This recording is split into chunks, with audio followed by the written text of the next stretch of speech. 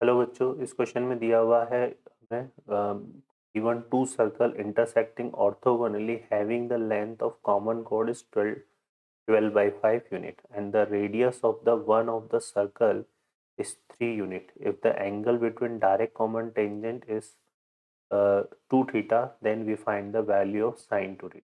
ठीक है, तो चलिए यहाँ से हम देख लेते हैं इसको हम कैसे फाइंड करेंगे।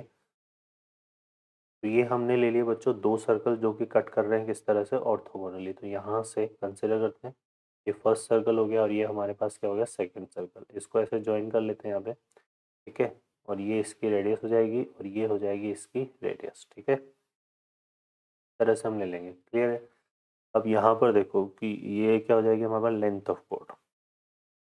ओके बच्चों, अब यहाँ से अगर हम देखें तो ये जो है यहाँ पर ये जो इसको ले लिया हमने क्या, लेंथ ऑफ कोड को ए बी, है ना। तो यहाँ से ए बी इक्वल टू हमें कितना दिया हुआ है, 24/5।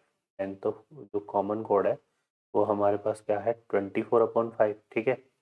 ये 24/5 है। इसके अलावा ये जो फर्स्ट सर्कल इसकी रेडियस दे रखी है 3, है ना। तो इसकी रेडियस हमारे पास 3 है। यहाँ पे हम क्या ले लेते हैं, एक एंगल ले लेते हैं थीटा। तो ये एंगल हम यहाँ से निकालेंगे, क्या निकालेंगे, साइन थीटा। तो साइन थीटा हमारा क्या हो जाएगा, यहाँ पे मिड पॉइंट में ये ले लेता हूँ।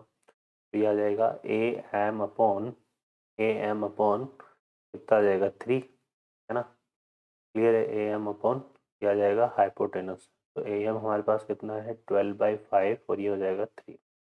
ये कितना आ रहा है बच्चों, यहाँ से देखेंगे तो ये साइन थीटा इक्वल टू कितना आ रहा है, 4/5। ये साइन थीटा इक्वल टू 4/5 है। यहाँ एंगल बन रहा है कितना हमारा, 90 डिग्री, है ना। तो ये थीटा है और ये 90 है, तो ये कितना हो जाएगा, 90 माइनस थीटा, ठीक है। इसकी रेडियस को हम क्या ले लेते हैं, आर, है ना। इसकी रेडियस को अगर हम आर ले लेते हैं तो यहाँ से देखो, यहाँ से हमारे पास आएगा sine 90 minus theta equal to R upon 12/5, है ना। ये परपेंडिकुलर अपॉन हाइपोटेनस बनेगा। तो ये आएगा हमारे पास कितना, sorry 12/5 upon R, 12/5 upon R, ठीक है।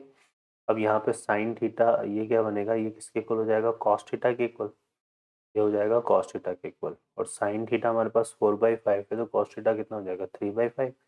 तो 3/5 इक्वल टू 12 अपॉन कितना हो जाएगा, 5 आर, है ना। ये राइट एंगल ट्राइंगल से निकाल लेंगे हम। तो यहाँ से 5 से 5 कैंसिल हो जाएगा और 3 से ये 4 टाइम, आर की वैल्यू कितनी आ गई, 4। तो ये जो सेकंड सर्कल है इसकी रेडियस कितनी आ गई बच्चों, 4 आ गई, ठीक है ना। अब यहाँ से देखते हैं, तो ये तो क्लियर हो गया। अब देखिए, अब हमारे पास इस सेकंड सर्कल की हमने क्या निकालनी है, रेडियस। अब हम क्या करेंगे, अब हम इसको थोड़ा सा अब इस तरह से ड्रॉ करते हैं। यहाँ से दोनों सर्कल की रेडियस आ गई हमारे पास, है ना। दोनों सर्कल की हमारे पास क्या आ गई, रेडियस आ गई, ठीक है।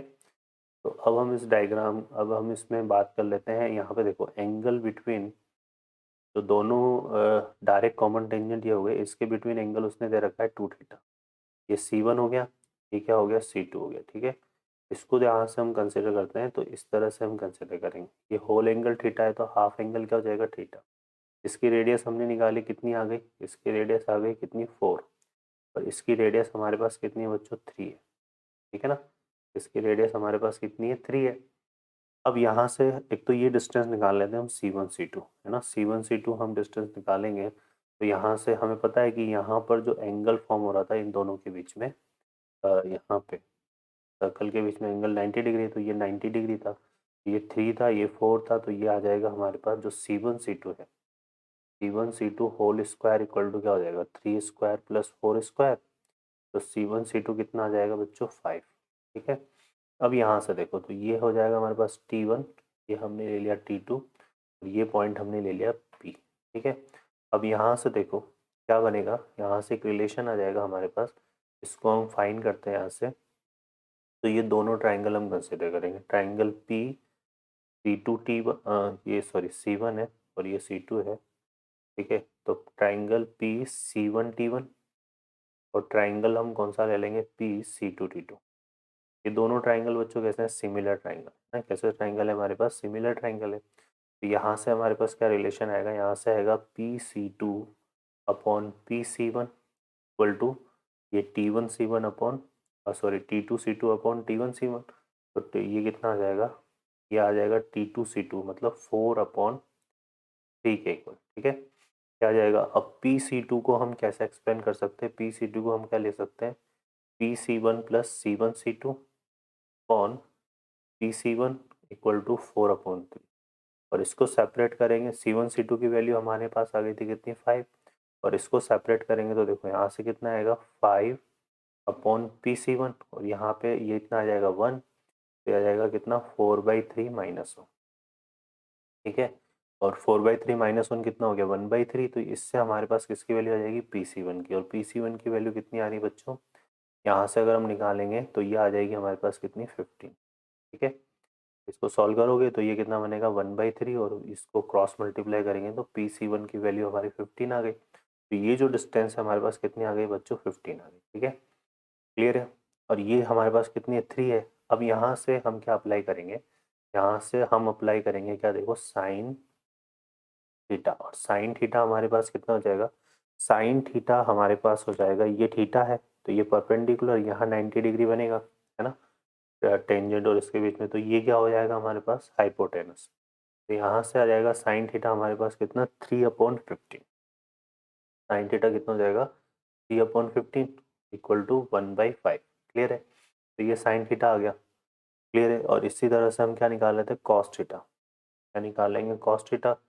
कॉस थीटा कितना हो जाएगा हमारे पास √1 माइनस साइन स्क्वायर थीटा, मतलब 1/25।